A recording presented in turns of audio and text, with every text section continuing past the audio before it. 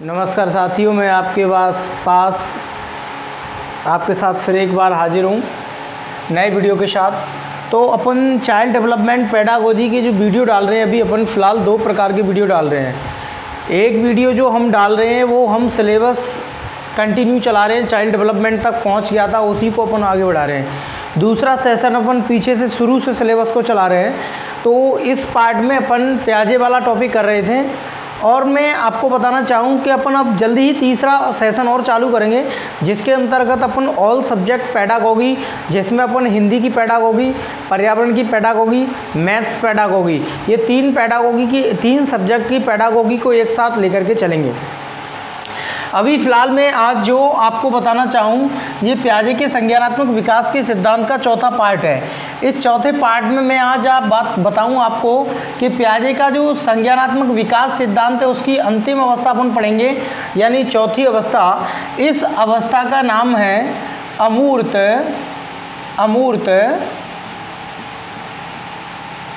या औपचारिक या सैद्धांतिक, अमूर्त या औपचारिक या सैद्धांतिक संक्रियात्मक अवस्था। अमूर्त या औपचारिक या सैद्धांतिक संक्रियात्मक अवस्था। तो दोस्तों, इस अवस्था को जीन प्याजे ने 11 से लेकर के 15 वर्ष तक बताया है। 11 से लेकर के 15 वर्ष तक बताया है कि ये अवस्था 11 से लेकर के 15 वर्ष तक चलती है। अमूर्त को अपन बोलते हैं अब्स्ट्रैक्ट, औपचारिक को अपन बोलते हैं फॉर्मल, सैद्धांतिक को अपन बोलते हैं एथिकल, ऑपरेशनल स्टेज। या तो आपसे पूछेगा अब्स्ट्रैक्ट ऑपरेशनल स्टेज, या आपसे पूछेगा फॉर्मल ऑपरेशनल स्टेज, या आपसे पूछेगा एथिकल ऑपरेशनल स्टेज।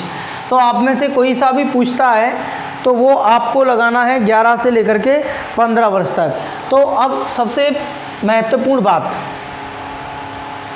देखिए, इस अवस्था का जो प्रारंभ होता है, प्रारंभ में क्या है कि बच्चे के जो विचार होते हैं, बच्चे की जो बातें होती हैं, उन बातों में, विचारों में तार्किकता आने लगती है, यानी बच्चा तर्क करने लगता है, तार्किकता आने लगती है, धीमे धीमे सोचने लगता है।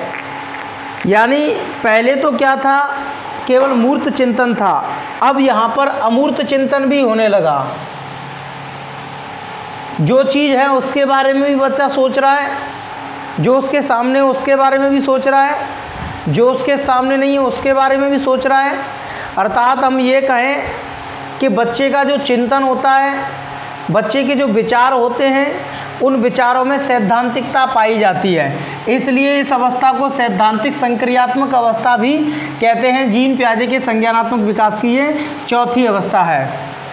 देखिए, ये अवस्था संज्ञानात्मक विकास या बौद्धिक विकास की अंतिम अवस्था है। इस अवस्था में बच्चे का संज्ञानात्मक विकास चरम सीमा पर पहुंच जाता है, अर्थात संज्ञानात्मक विकास पूर्ण की ओर होने को होता है। यानी एक तरीके से प्याजे के अनुसार तो पूरा ही हो जाता है। तो इसकी कुछ विशेषताएं हैं, वो विशेषताएं मैं आप लोगों को बताना चाहूँगा।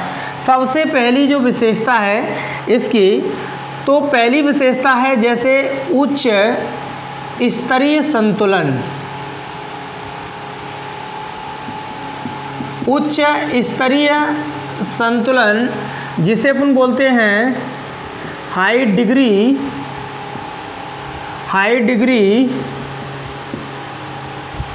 इक्विलिब्रेशन, हाई डिग्री इक्विलिब्रेशन, उच्च स्तरीय चिंतन जिसे अपन हाई डिग्री इक्विलिब्रेशन बोलते हैं।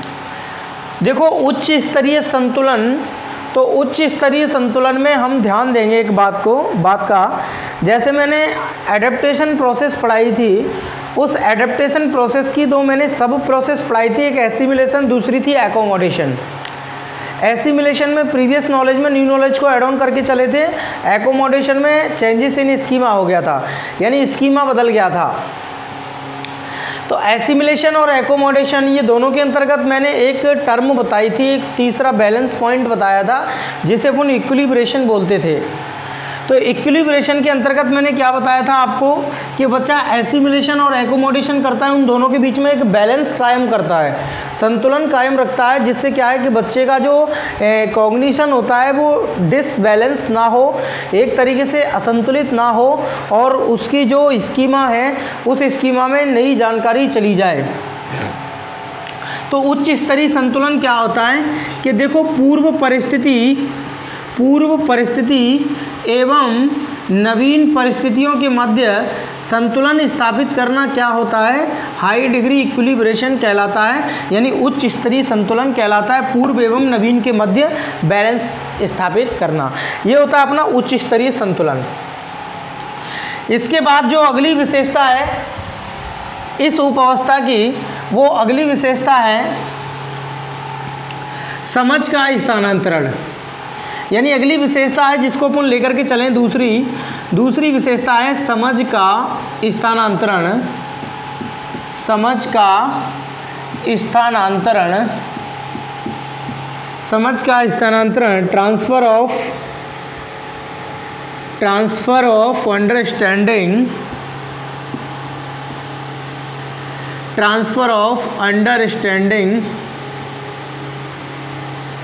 देखिए ट्रांसफर ऑफ अंडरस्टैंडिंग यानी समझ का स्थानांतरण। तो समझ के स्थानांतरण में क्या है कि बच्चे के अंदर जो समझ है उस समझ का एक क्षेत्र से दूसरे क्षेत्र में बच्चा प्रयोग करने लगता है, यानी तो अर्थात हम कहना चाहें तो इस अवस्था में ट्रांसफ़र ऑफ अंडरस्टैंडिंग बच्चे के अंदर पाया जाता है, जिसमें क्या है बच्चा एक क्षेत्र से दूसरे क्षेत्र में अपनी समझ का प्रयोग करता है। समझ का स्थानांतरण। इसके बाद तीसरी इंपॉर्टेंट है मूर्त या औपचारिक सैद्धांतिक संक्रियात्मक अवस्था की तीसरी इंपॉर्टेंट विशेषता है, इसका नाम है परिकल्पनात्मक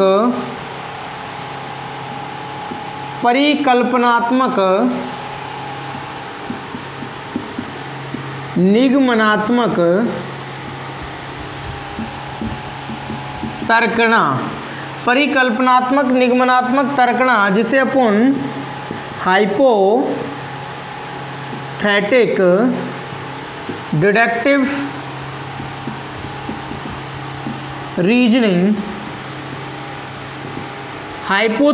डिडक्टिव रीजनिंग बोलते हैं, परिकल्पनात्मक निगमनात्मक तर्कणा। तो ध्यान रखना है, आगमनात्मक तर्कणा थी कंक्रीट ऑपरेशनल स्टेज में और निगमनात्मक तर्कणा है फॉर्मल ऑपरेशनल स्टेज में। देखिए परिकल्पनात्मक निगमनात्मक तर्कणा किसे कहते हैं। देखो सबसे पहले बताऊं मैं परिकल्पना क्या होती है। कोई वस्तु है या कोई समस्या है, उस समस्या को लेकर के बच्चा उस समस्या के चारों ओर सोचता है, चारों ओर सोच करके लगभग उसका सही सा अनुमान लगा लेता है कि जैसे इसका जवाब ये होना चाहिए, इस समस्या का सॉल्यूशन ये होना चाहिए। अर्थात जैसे मैं बताना चाहूँ कि हमारे सामने जैसे पेपर आता है तो पेपर में हमारे सामने 4 ऑप्शन होते हैं, तो हम 4 में से एक सही ऑप्शन पर अपना जोर डालते हैं, तो एक लगभग सही सा अनुमान लगाते हैं। उस सही से अनुमान को बोलते हैं अपन हाइपोथेटिक डिडक्टिव रीजनिंग, परिकल्पनात्मक निगमनात्मक तर्कणा। देखिए और मैं बताना चाहूँ इस लास्ट वाली स्टेजेस में बच्चे के अंदर संश्लेषण की योग्यता, विश्लेषण की योग्यता, संश्लेषण की योग्यता, विश्लेषण की योग्यता, अवधान, स्मृति, कल्पना, तर्क, चिंतन, ये सारी मानसिक प्रक्रियाओं का विकास संपूर्ण चरम सीमा पर हो जाता है, पूरी चरम सीमा पर पहुंच जाता है। अब मैं बताना चाहूँगा अपन ये थी जीन पियाजे का संज्ञानात्मक विकास। संज्ञानात्मक विकास की 4 अवस्थाएं पढ़ चुके हैं। अवस्थाओं के बाद अब अपन देखते हैं सिद्धांत का शिक्षा में महत्व है, यानी पियाजे के सिद्धांत का शिक्षा में महत्व है, यानी पियाजे के सिद्धांत का अपन को क्या पढ़ना है, शिक्षा में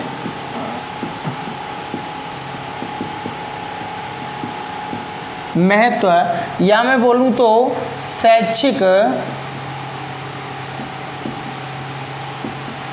निहितार्थ, यानी एजुकेशन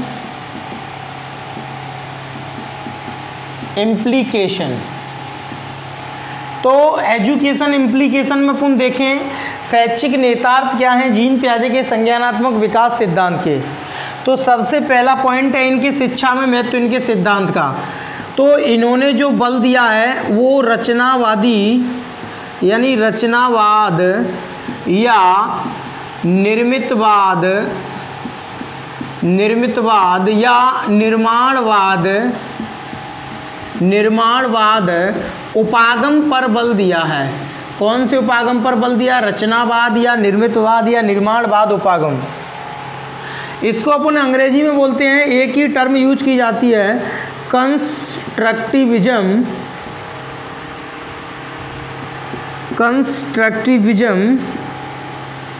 अप्रोच।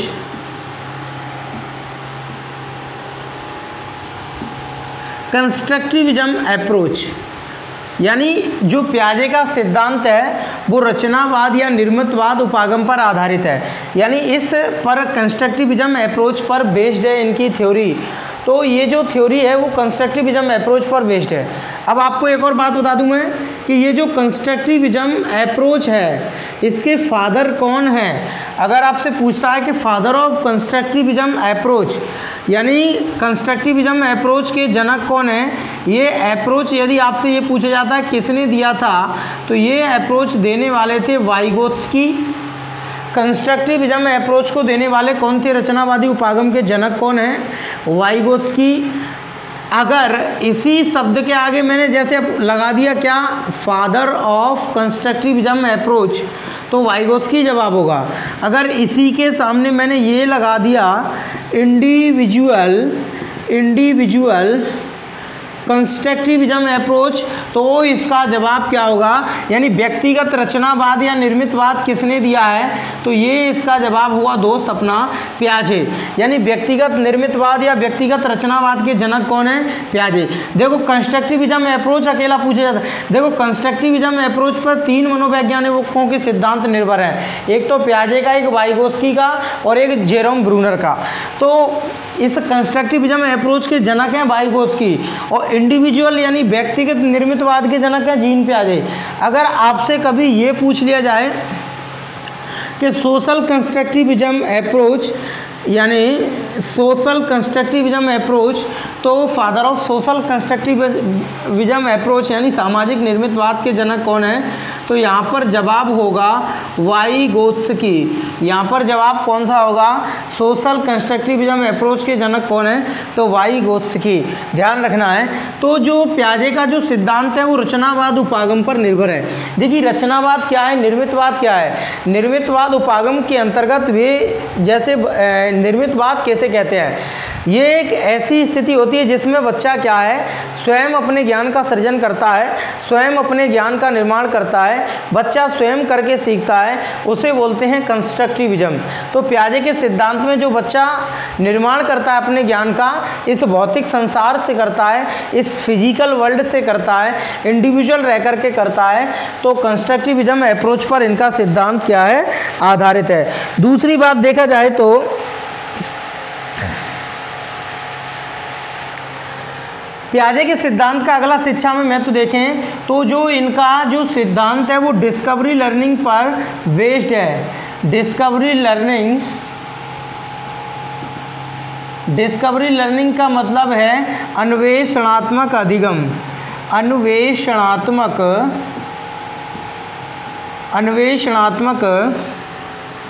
अधिगम। यानी पियाजे का जो सिद्धांत है वो किस पर आधारित है, अन्वेषणात्मक अधिगम, खोज यानी डिस्कवरी लर्निंग।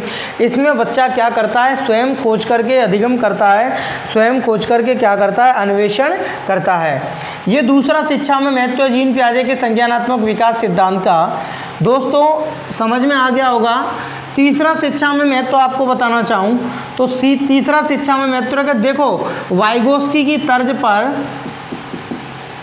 पियाजे ने भी शिक्षक को क्या माना है, फैसिलिटेटर माना है। फैसिलिटेटर में बताना चाहूँ जिसे अपन हिंदी में बोलते हैं सुविधा दाता, यानी पियाजे ने वाइगोत्स्की के तर्ज पर शिक्षक को फैसिलिटेटर माना है।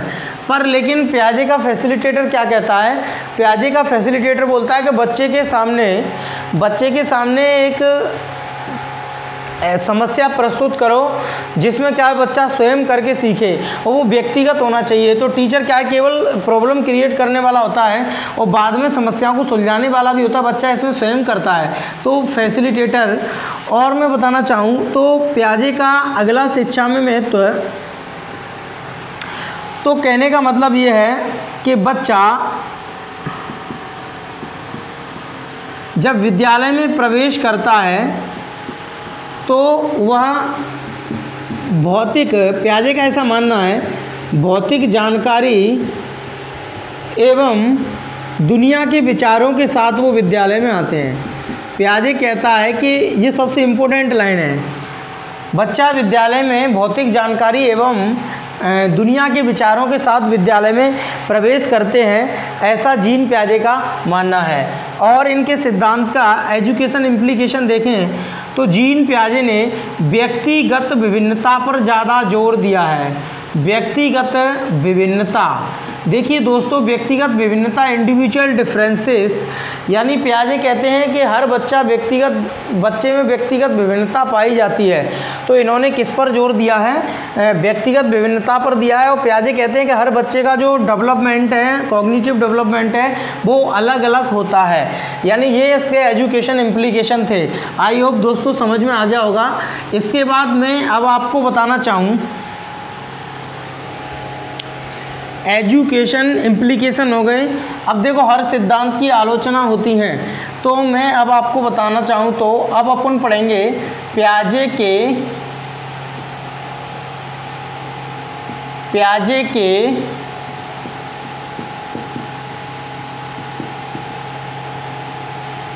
सिद्धांत की आलोचनाएं। पियाजे के सिद्धांत की आलोचना है criticism of theory of Jean पियाजे। यानी हम पियाजे के सिद्धांत की आलोचनाएं पढ़ें तो आलोचनाओं से स्पष्ट होता है। सबसे पहली मैं आलोचना निकालूं तो पियाजे ने पहली अवस्था बताई सेंसरी मोटर 0 से 2, उसके बाद बताई प्री ऑपरेशनल 2 से 7, उसके बाद बताई कंक्रीट ऑपरेशनल 7 से 11, उसके बाद बताई फॉर्मल ऑपरेशनल 11 से 15 जीन पियाजे ने। अब मुझे एक बात बताइए कि संवेदीगामक और पूर्व संक्रियात्मक, संक्रियात्मक और औपचारिक संक्रियात्मक, यानी मूर्त संक्रियात्मक और औपचारिक संक्रियात्मक, जन्म से प्रारंभ हुआ बच्चे का विकास और 15 साल पर जाकर के बच्चे का विकास खत्म हो गया। भाई इनके अनुसार देखा जाए तो पहली कमी इनके सिद्धांत की यही निकल के आ रही है, पहली आलोचना यही निकल कर के आ रही है कि बच्चे का विकास जन्म से तो प्रारंभ हो गया, पर लेकिन 15 साल की आयु में उनका विकास क्या हो गया, वो बच्चे का विकास खत्म हो रहा है। तो पियाजे के अनुसार देखा जाए तो विकास एक सतत प्रक्रिया नहीं है। Development is non continuous process. देखो इनके सिद्धांत की सबसे बड़ी आलोचना है, सबसे बड़ी आलोचना क्या है कि विकास है वो development is a non continuous process, विकास एक सतत प्रक्रिया नहीं है, जबकि विकास कभी भी रुकता नहीं है। अगर पियाजे के सिद्धांत को अपन पढ़ते हैं तो उसके बाद जो कमी निकलती है इसमें, क्योंकि इन्होंने 0 से लेकर के 15 साल तक ही बात की है, उसके बाद क्या बच्चे का विकास रुक जाता है? इनके सिद्धांत के अनुसार तो विकास रुकता ही है। तो इनके अनुसार क्या हुआ, विकास एक सतत प्रक्रिया नहीं है। दूसरी सबसे बड़ी आलोचना मैं बताना चाहूँ कि जो पियाजे हैं इन्होंने अपने सिद्धांत में क्या है, समाज और संस्कृति पर कम जोर दिया है, समाज और संस्कृति पर कम जोर दिया है। इन्होंने अपने सिद्धांत में जो जोर दिया है केवल भौतिक संसार पर जोर दिया है। क्या मुझे एक बात बताइए कि बच्चा बिना समाज और संस्कृति के संपर्क में आने से अधिगम कर सकता है, भौतिक संसार का होना भी जरूरी है। तो ये भी इनके सिद्धांत की एक क्रिटिसिज्म है। और मैं तीसरी आलोचना निकालूं, जीन पियाजे कहते हैं कि बच्चा 6 से लेकर के 11 वर्ष की उम्र में तार्किक चिंतन करने लगता है, तार्किक चिंतन करने लगता है, यानी मूर्त चिंतन करना प्रारंभ कर देता है। आप मुझे एक बात बताइए, ऐसा कभी मैंने नहीं देखा है कि 6 से लेकर के 11 वर्ष की आयु में ही हर बच्चे के अंदर तार्किक चिंतन आ जाता है। और मैं इस सिद्धांत की और अगली आलोचना में क्रिटिसिज्म निकालना चाहूँ तो सबसे लास्ट और अंतिम आलोचना है। वो अंतिम आलोचना क्या है, जैसे कि जीन पियाजे बताते हैं, जीन पियाजे ने बता दिया संरक्षण है, पलावटी है, संरक्षण है, पलावटी है, विकेंद्रण है, यानी ये सारी चीज़ें बच्चों में एक साथ आती हैं, एक साथ आती हैं, एक साथ विकसित होती हैं। पर लेकिन बच्चों के स्टडी से ऐसा पता चला ये सारी चीज़ें बच्चों में एक साथ नहीं आती हैं। तो इनके दृष्टिकोण से देखा जाए तो ये सारी चीज़ें अवस्थाओं की जो विशेषताएं हैं वो एक साथ प्रकट हो जाती हैं, तो ऐसा नहीं है। तो ये थी दोस्तों पियाजे के सिद्धांत की क्रिटिसिज्म आलोचनाएं। और मैं दोस्तों समझ रहा हूँ थोड़ा फास्ट मैंने बताया है, पर लेकिन समझ में आ गया होगा। इस वीडियो में पियाजे का सिद्धांत समाप्त होता है। नेक्स्ट लेक्चर में अगली वीडियो में लेकर के आऊँगा। जब तक के लिए धन्यवाद।